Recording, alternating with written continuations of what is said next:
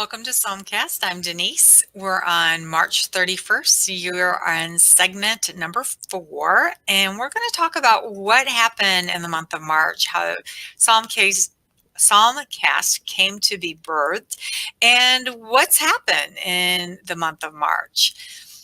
In the month of March, every day has been a journey from that first day that I recorded on my iPhone. At first, I just published to a secret group on Facebook that had a small group of ladies who offered to be my guinea pigs. They were my listeners. They gave me feedback, and if it was possible to change something, I did. But if it cost money, like maybe different recording equipment, we just looked for a workaround that was free. In the beginning, my goal was just be cut and dry, get in there, read through, say a prayer, be done for the day. Yeah, no. I guess I thought I was all that in a bag of chips. But by the 7th take of starting all over again because I stumbled over some words, or I totally had a dyslexic moment and lost where I was, lost my spot, I learned that there were ways to record in segments and join them together after the fact, sort of like what we're doing with this video. I have also struggled with the battle of me, how I sound, how I'm pronouncing something, what my comments are, how transparent I should be. Me, and I. This is not about me. It's not about Denise. This is God's holy word, and my voice is simply just a vehicle he is using. What I did not expect was to be transformed in the process during the month of March.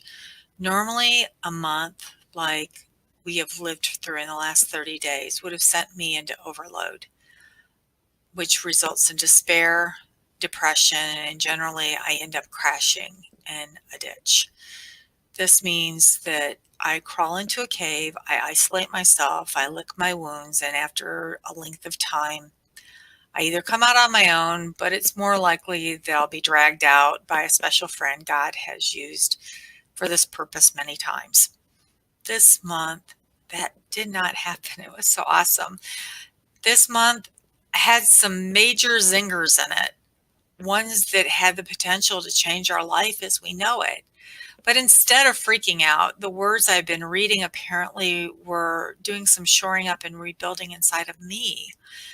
Because even when the seats we were sitting in were getting extremely hot and very uncomfortable, I realized that this thing that was threatening us was not ours to battle. It was not the result of our choices or our decision. This was God's problem, plain and simple.